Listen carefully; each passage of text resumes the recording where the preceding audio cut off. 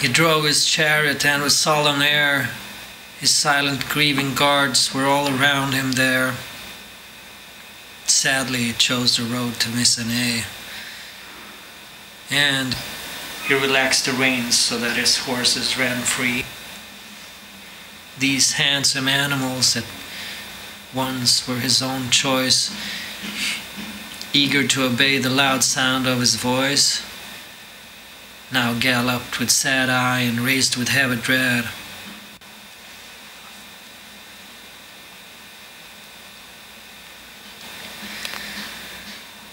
A frightful cry came from far along the shore, cut across the air with an ungodly roar. And from the earth itself there came a great loud shout, which terrorized the air and echoed all about. Afraid in our stark hearts, our own life blood froze cold. The horses heard and reared and could not be controlled. Just then, erupting from the surface of the sea, there rose a mound of foam which burst ferociously. The wave broke, approached, and vomited to sight. Amidst the wave of foam, a monster of great height.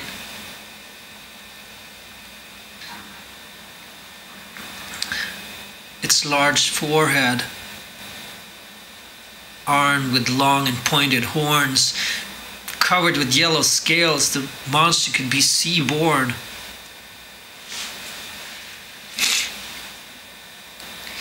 A fiery dragon, a wild and raging bull. Its hair along its neck was twisted thick and full.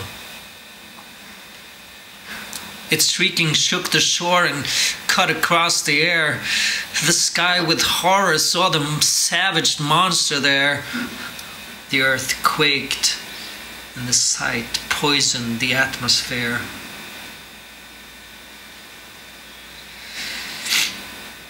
The same great wave of foam it came on fled with fear. Everyone flew. We knew that now no one was brave. We sought the safety that a nearby temple gave. But Hippolyte remained true to his origin, halted his horses there, took up his javelin, threw at the monster's side, and with perfect aim, it tore a ghastly wound in its enormous frame. The monster shrieked and leaped.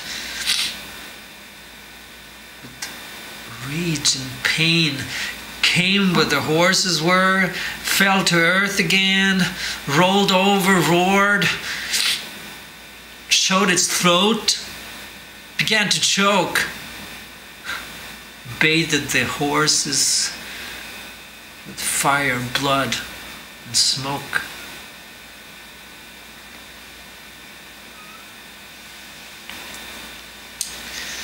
Fear overwhelmed them then. None of the horses heard their master shouting out his stern commanding word. He pulled back on the reins. His strength was infinite, but their mouths were overflowed with blood around the bit. Through all this violence, one say that one could see a god beating them ferociously.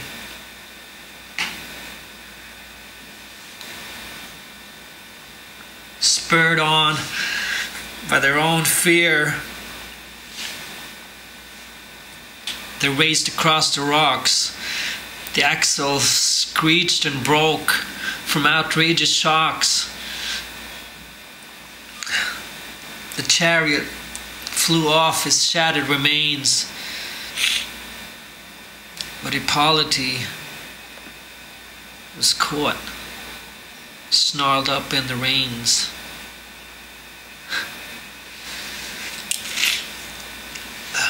Forgive me my sorrow now for knowing what I know. The sight of this will be a constant source of woe.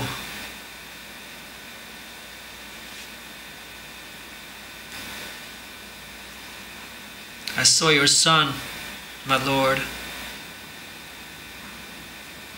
I saw your son, dragged by his own horses there, wherever they could run. He tried to call a halt, but they bolted at the sound. They ran across the rocks till he was torn open on the ground.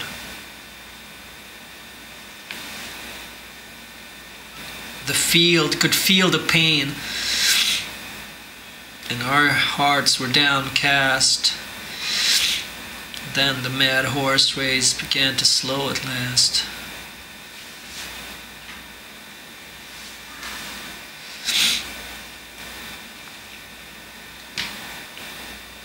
Finally they stopped at the great ancient tomb where all his ancestors are kept in the cool gloom. I ran there breathlessly, and his guards followed me. His blood had formed a trail that everyone could see. The rocks were wet with it. There was blood everywhere.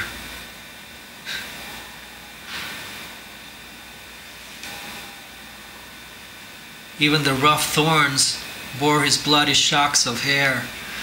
Then, trying to rise, the dying Hippolyte opened and closed his eyes.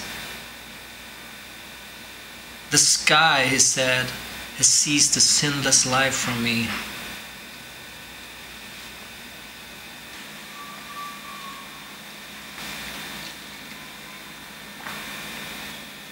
When I die, my friend, take care of Racine. And should my father ever be told the truth and pity the sad fate of an insulted youth, let him please my blood and give my spirit peace. And all these injuries to Racine must cease. Let him give her. And then the hero died, leaving his poor, torn form to lie there by my side, a figure which the gods decided to despise.